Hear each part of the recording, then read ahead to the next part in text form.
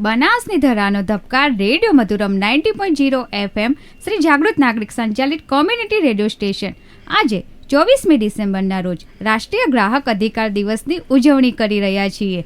ત્યારે વિદ્યા ભારતી ગુજરાત પ્રદેશ સંલગ્ન શ્રી સંસ્કાર મંડળ ડીસા સંચાલિત શ્રી DNJ આદર્શ હાઈસ્કૂલની વિદ્યાર્થીની ત્રિષા પંકજકુમાર ભરતિયા વિનાયક રેસિડેન્સી NR પાર્કની સામે ડીસામાં રહે છે. નિશાબેનને વક્તૃત્વ તેમજ ચર્ચા કરવામાં રસ છે અને ભવિષ્યમાં ન્યુરોસર્જન બનવા ઈચ્છે છે. તો આવો સાંભળીએ ત્રિષાબેનને કે તેઓ ગ્રાહક જાગૃતિ માટે શું કહે છે.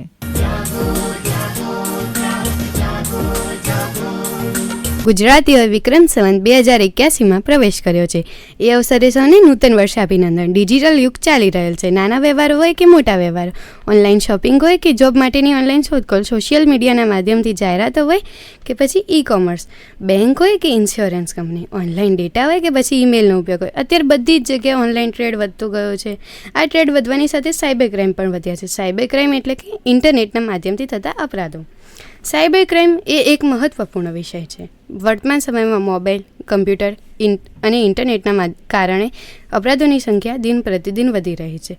પહેલાં ઇન્ટરનેટનું જાળું ન હતું, તેના લીધે પ્રત્યક્ષ અપરાધ થતા હતા, જે હવે ઇન્ટરનેટના માધ્યમથી આપણા જ મોબાઈલ, કમ્પ્યુટર કે બેંક ખાતામાંથી તરકીબો અજમાવીને નાણાં અથવા હેકિંગના પ્રયાસોથી વધ્યા છે.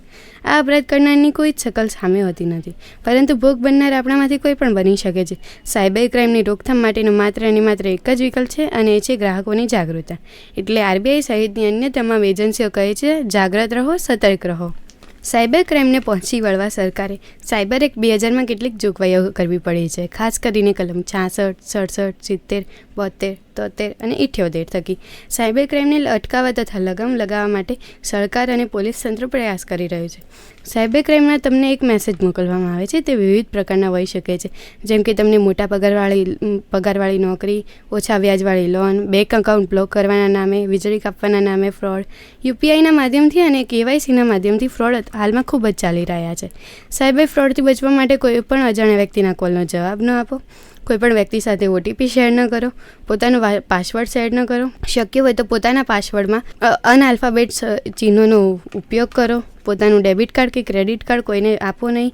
સાયબર ક્રાઇમથી બચવા માટેનો માત્ર અને માત્ર એક જ વિકલ્પ છે અને એ છે ગ્રાહકોની જાગૃતતા. એટલે આપ સૌ જાગૃત થશો અને જાગ્રત રહો, સતર્ક રહોના સૂત્રને સાર્થક કરશો.